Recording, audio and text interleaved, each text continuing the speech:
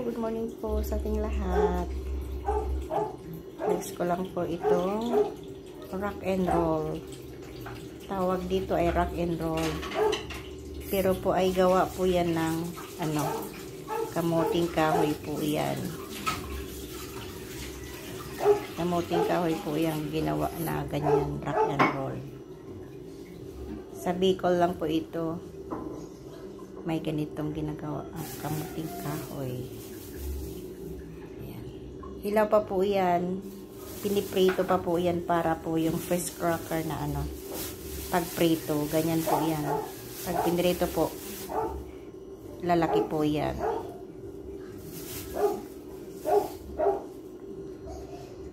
Ayan ang rock and roll.